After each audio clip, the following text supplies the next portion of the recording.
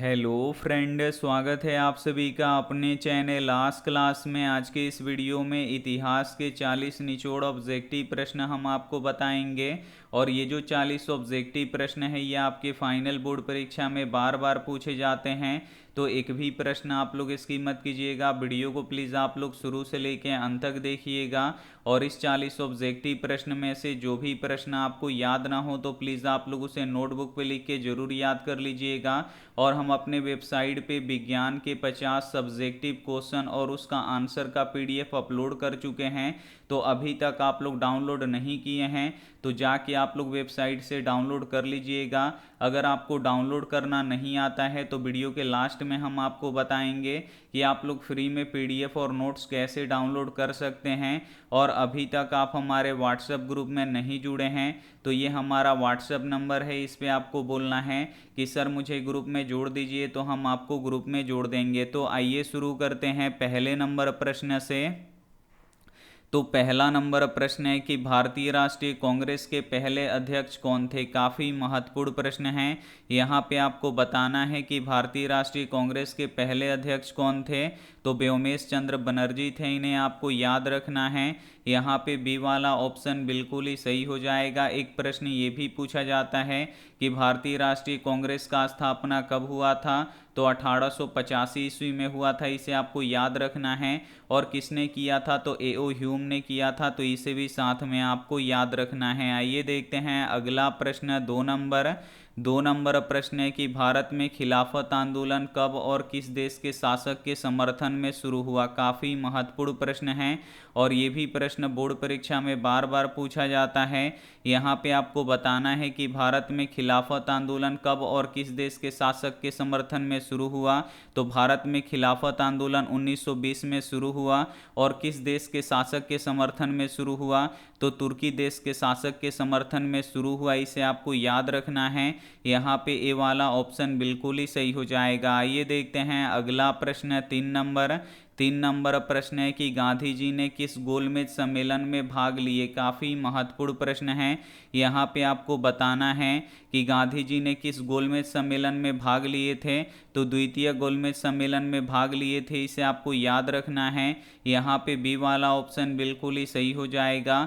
एक प्रश्न ये भी पूछा जाता है कि डॉक्टर भीमराव अंबेडकर ने कितने गोलमेज में भाग लिए थे। तो 3 गोलमेज में भाग लिए थे, तो इसे भी साथ में आपको याद रखना है। आइए देखते हैं अगला प्रश्न, 4 नंबर प्रश्न है कि चौरी चौरा कांड के बाद गांधी जी ने किस आंदोलन को बंद कर दिया। ये भी काफ़ी महत्वपूर्ण प्रश्न है आपके बोर्ड परीक्षा के लिए। यहाँ पे आपको बताना है कि चौरी चौरा कांड के बाद गांधी जी ने किस आंदोलन को बंद कर दिया था। तो असहयोग आंदोलन को बंद कर दिए थे, इसे आपको याद रखना है। यहाँ पे बी वाला ऑप्शन बिल्कुल ही सही हो जाएगा। एक प्रश्न ये भी पूछा जाता है कि चौरी चौरा किस राज्य में स्थित है। तो उत्तर प्रदेश राज्य में स्थित है, तो इसे भी साथ में आपको याद रखना है। आइए देखते हैं अगला प्रश्न, 5 नंबर प्रश्न है कि जालियांवाला बाग हत्याकांड के उपरांत किसका गठन किया गया था। यहाँ पे आपको बताना है कि जालियांवाला बाग हत्याकांड के उपरांत किसका गठन किया गया था। तो हंटर समिति का गठन किया गया था, इसे आपको याद रखना है। यहाँ पे डी वाला ऑप्शन बिल्कुल ही सही हो जाएगा। और जालियांवाला बाग हत्याकांड कब हुआ था, तो 13 अप्रैल 1919 को हुआ था, तो इसे भी साथ में आपको याद रखना है। और जालियांवाला बाग कहाँ पे है, तो अमृतसर में है, तो इसे भी साथ में आपको याद रखना है। आइए देखते हैं अगला प्रश्न,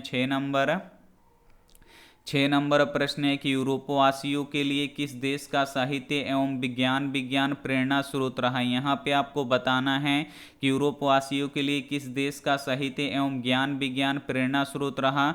तो किसका रहा, तो यूनान का रहा, इसे आपको याद रखना है।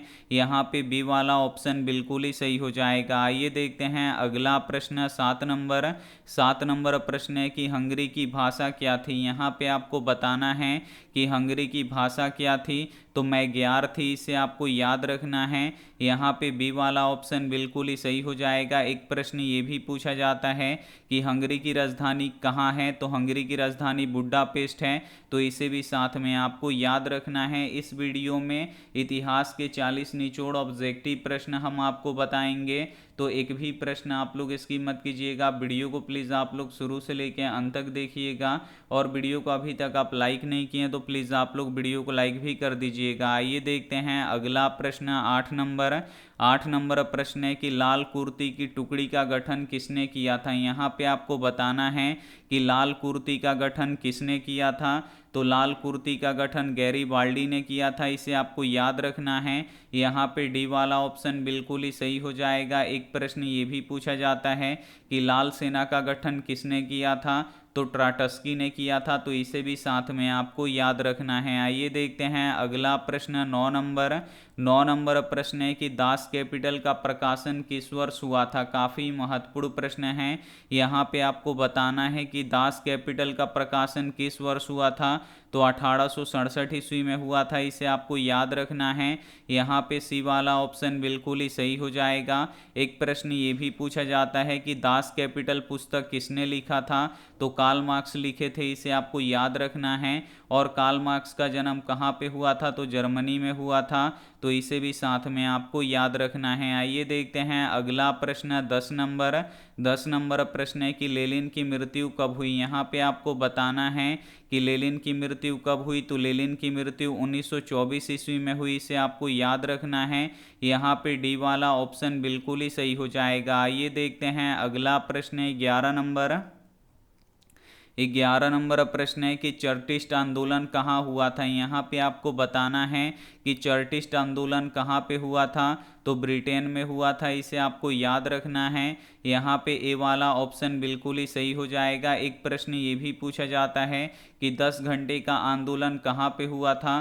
तो इंग्लैंड में हुआ था, तो इसे भी साथ में आपको याद रखना है। आइए देखते हैं अगला प्रश्न 12 नंबर प्रश्न है कि समाजवाद किस पर बल देता है। यहाँ पे आपको बताना है कि समाजवाद किस पर बल देता है। तो जो समाजवाद होता है ये आर्थिक समानता पर बल देता है, इसे आपको याद रखना है।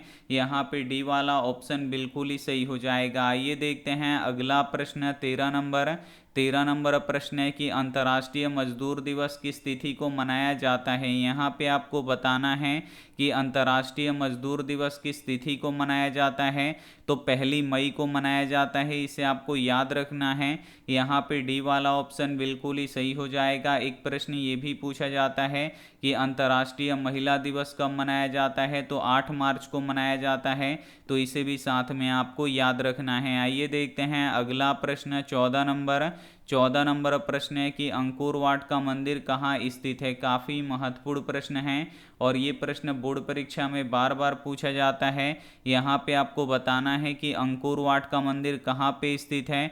तो ये कंबोडिया में स्थित है, इसे आपको याद रखना है। यहाँ पे डी वाला ऑप्शन बिल्कुल ही सही हो जाएगा।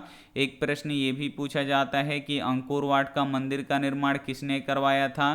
तो सूर्यवर्मन द्वितीय ने करवाया था, इसे आपको याद रखना है। और अंकोर वाट के मंदिर में किस देवता का पूजा होता है। तो भगवान विष्णु का पूजा होता है, तो इसे भी साथ में आपको याद रखना है। आइए देखते हैं अगला प्रश्न 15 नंबर प्रश्न है कि the history of the loss of Vietnam किसने लिखा है। काफ़ी महत्वपूर्ण प्रश्न है। यहाँ पे आपको बताना है कि the history of the loss of Vietnam किसने लिखा है। तो फान बोई चाउ ने लिखा है, इसे आपको याद रखना है। काफ़ी महत्वपूर्ण प्रश्न है। यहाँ पे बी वाला ऑप्शन बिल्कुल ही सही हो जाएगा। आइए देखते हैं अगला प्रश्न 16 नंबर प्रश्न है कि इंडो चाइना किस देश का उपनिवेशक था। यहाँ पे आपको बताना है कि इंडो चाइना किस देश का उपनिवेशक था। तो जो इंडो चाइना था ये फ्रांस का उपनिवेशक था, इसे आपको याद रखना है। यहाँ पे डी वाला ऑप्शन बिल्कुल ही सही हो जाएगा। एक प्रश्न ये भी पूछा जाता है कि हिंद चीन क्षेत्र में कौन कौन से देश आते थे। तो लाओस, कंबोडिया और वियतनाम आते थे, तो इसे भी साथ में आपको याद रखना है। आइए देखते हैं अगला प्रश्न 17 नंबर प्रश्न है कि मुंबई में प्रथम सूती कपड़ा मिल किस वर्ष स्थापित की गई। काफ़ी महत्वपूर्ण प्रश्न है। यहाँ पे आपको बताना है कि मुंबई में प्रथम सूती कपड़ा मिल किस वर्ष स्थापित किया गया। तो 1854 में किया गया, इसे आपको याद रखना है। यहाँ पे सी वाला ऑप्शन बिल्कुल ही सही हो जाएगा। एक प्रश्न ये भी पूछा जाता है कि भारत में सबसे पहला रेलगाड़ी कहाँ पे चला था, तो मुंबई में चला था, तो इसे भी साथ में आपको याद रखना है। और कब चला था, तो 1853 में चला था, तो इसे भी साथ में आपको याद रखना है। आइए देखते हैं अगला प्रश्न 18 नंबर प्रश्न है कि अखिल भारतीय ट्रेड यूनियन कांग्रेस की स्थापना कब हुई। यहाँ पे आपको बताना है कि अखिल भारतीय ट्रेड यूनियन कांग्रेस की स्थापना कब हुई, तो 1920 में हुआ, इसे आपको याद रखना है।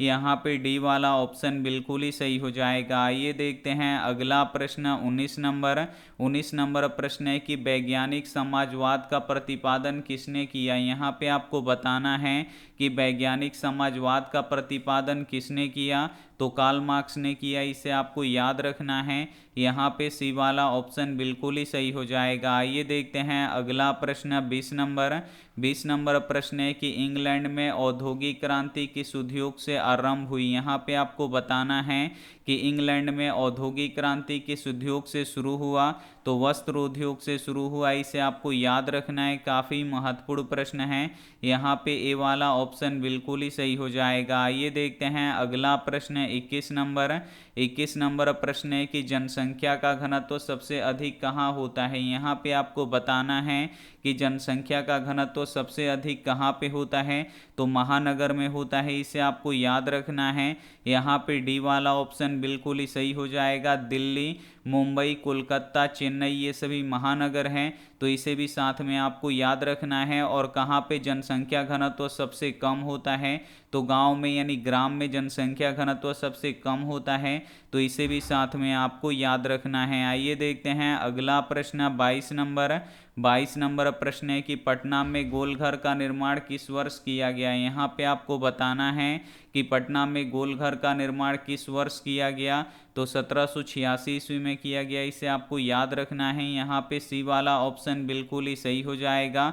और गोलघर किस उद्देश्य से बनाया गया था, तो अनाज रखने के उद्देश्य से बनाया गया था, तो इसे भी साथ में आपको याद रखना है। आइए देखते हैं अगला प्रश्न 23 नंबर प्रश्न है कि आधुनिक शहर का उदय सबसे पहले कहाँ हुआ। काफ़ी महत्वपूर्ण प्रश्न है, यहाँ पे आपको बताना है कि आधुनिक शहर का उदय सबसे पहले कहाँ पे हुआ, तो इंग्लैंड में हुआ, इसे आपको याद रखना है। काफ़ी महत्वपूर्ण प्रश्न है, यहाँ पे बी वाला ऑप्शन बिल्कुल ही सही हो जाएगा। आइए देखते हैं अगला प्रश्न 24 नंबर प्रश्न है कि विश्व के प्राचीनतम शहर कहाँ बसे हैं। यहाँ पे आपको बताना है कि विश्व के प्राचीनतम शहर कहाँ बसे थे, तो मेसोपोटामिया में बसे थे, इसे आपको याद रखना है।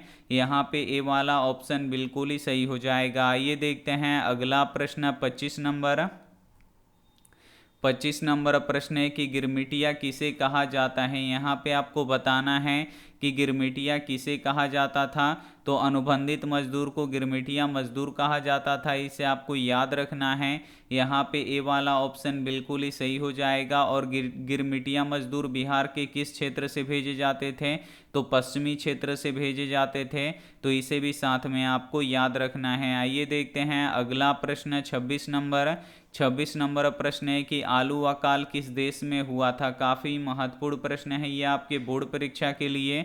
यहाँ पे आपको बताना है कि आलू अकाल किस देश में हुआ था, तो आयरलैंड में हुआ था, इसे आपको याद रखना है।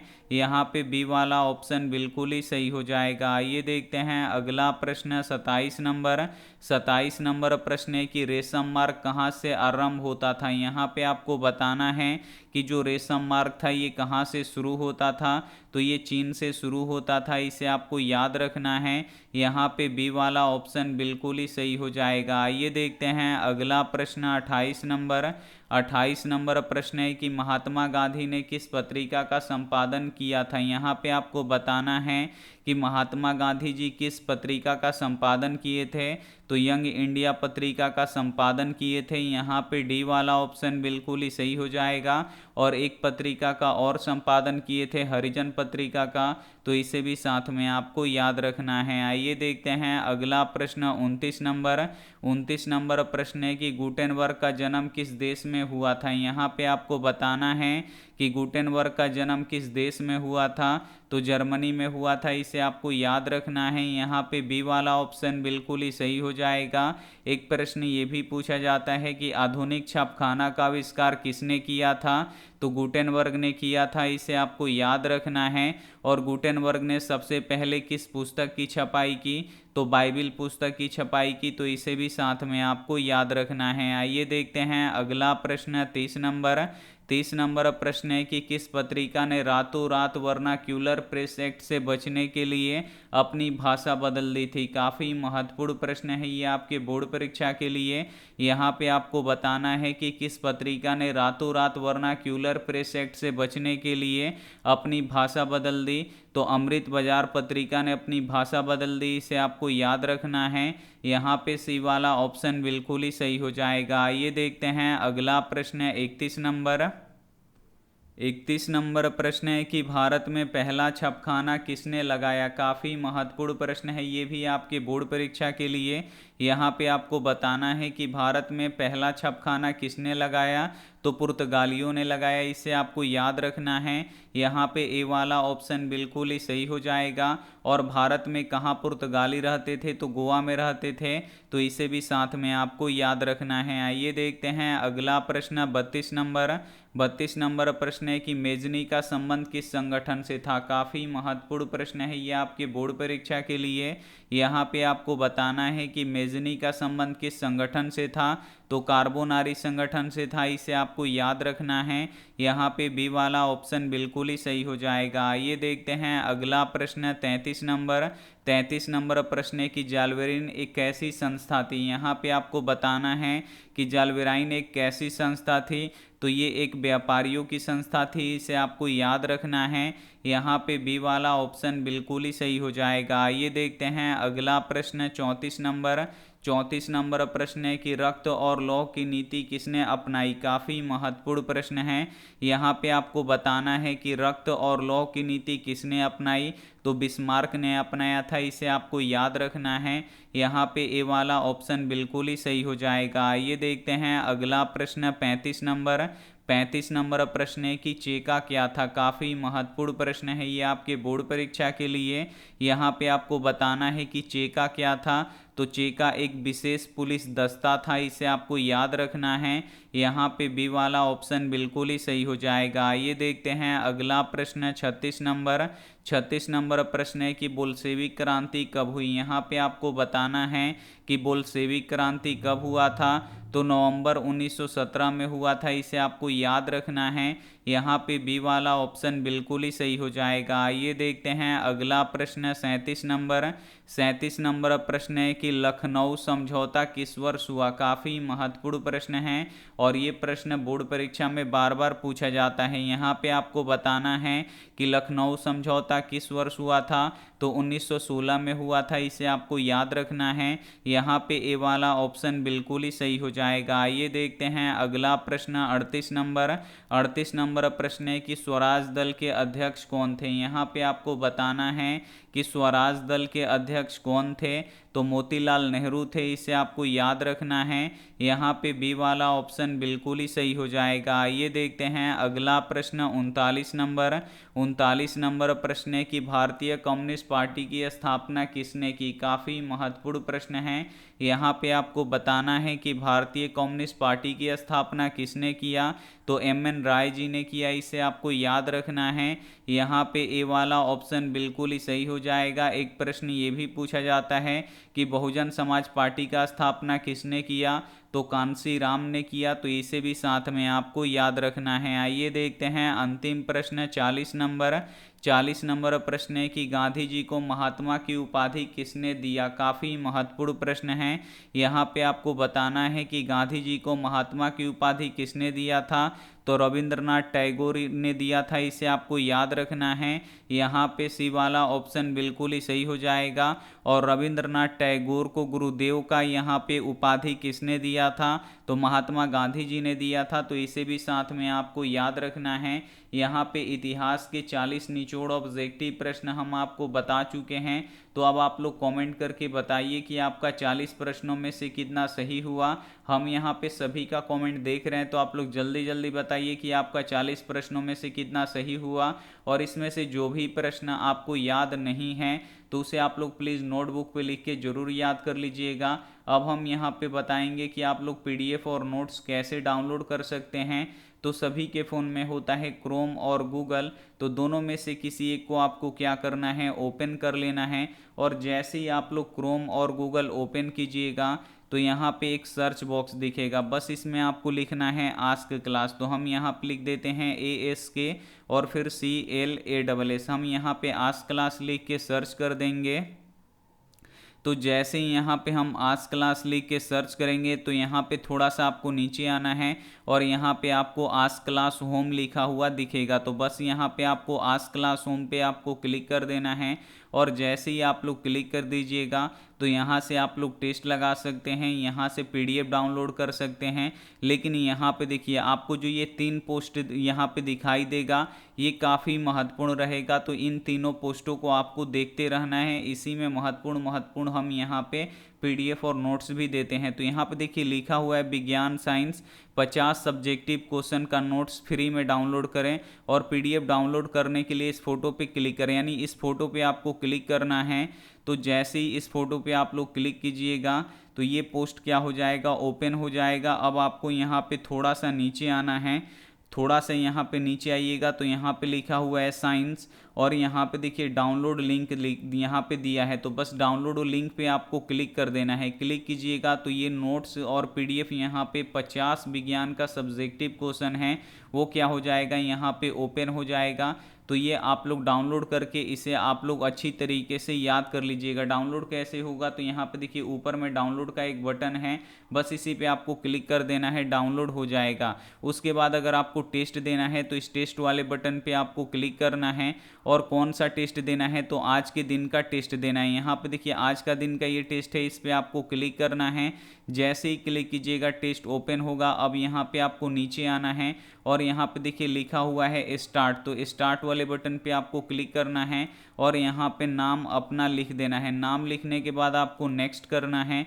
नेक्स्ट करने के बाद यहाँ पे देखिए इस टेस्ट में टोटल 20 यहाँ पे प्रश्न हैं और आपको कैसे यहाँ पे सॉल्व करना है। यहाँ पे देखिए पूछ रहा है कि रसखान किस काल के कवि हैं, तो यहाँ पे जो भी ऑप्शन आपको सही लगेगा उस पर टिक कीजिएगा तो रेड हो जाएगा। उसके बाद नेक्स्ट कर देना है। उसके बाद देखिए लेखक अपने पिता से क्या मांगना चाहता है था, तो मछली मांगना चाहता था, तो उस पर आपको टिक करना है, नेक्स्ट कर देना है। ऐसे ही 20 क्वेश्चन का आपको यहाँ पे क्लिक करके आपको नेक्स्ट करते जाना है। और लास्ट में आएगा यहाँ पे सी रिजल्ट, तो आपको सी रिजल्ट करके छोड़ देना है और हम आपका रिजल्ट 3 बजे दिन में दे देते हैं। अगर आप लोग देखिए आज के दिन का छुड़ा के अगर आप लोग नीचे वाला टेस्ट दीजिएगा तो यहाँ पे देखिए नीचे वाले टेस्ट पे हम क्लिक करेंगे। अब यहाँ पे नीचे आएंगे तो यहाँ पे देखिए लिखा हुआ है स्टार्ट, स्टार्ट वाले बटन पे क्लिक करेंगे। यहाँ पे भी नाम पूछेगा, आप लोग नाम दे दीजिएगा, नेक्स्ट कर दीजिएगा।